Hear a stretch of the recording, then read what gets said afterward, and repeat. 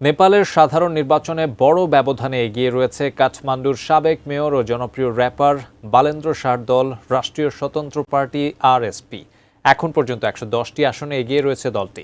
KP Sharma ওলির দল 10টি, পুষ্পকমল দাহাল প্রচণ্ডের দল 8টি ও দেশটির সবচেয়ে পুরনো দল গগন থাপার নেপালি কংগ্রেস এগিয়ে রয়েছে 11 আসনে।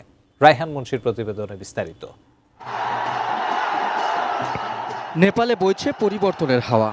দীর্ঘদিনের রাজনৈতিক শক্তিগুলোকে পেছনে ফেলে দেশটির রাজনীতিতে নতুন ইতিহাস লিখতে চলেছে উদীয়মান দল রাষ্ট্রীয় স্বতন্ত্র পার্টি। সাধারণ নির্বাচনের প্রাথমিক ফলাফলে এখন পর্যন্ত বড় ব্যবধানে এগিয়ে রয়েছে দলটি। বিশেষ করে রাজধানী কাঠমান্ডু সহ বেশ কয়েকটি গুরুত্বপূর্ণ আসনে এগিয়ে আছেন বালেন্দ্র শাহ।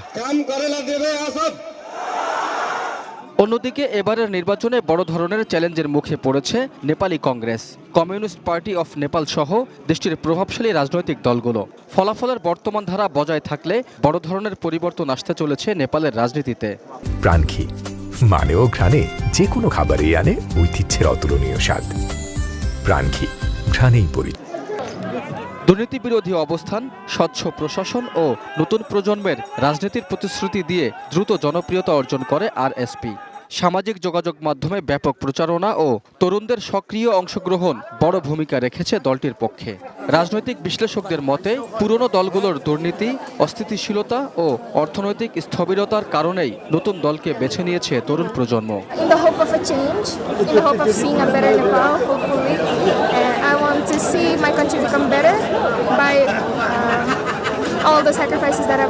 নতুন নেতৃত্ব ও নতুন রাজনীতির প্রত্যাশায় তরুণ প্রজন্মের সমর্থনই নির্ধারণ করবে নেপালের আগামীর ভবিষ্যৎ। Raihan Munshi, desk report, ATN news.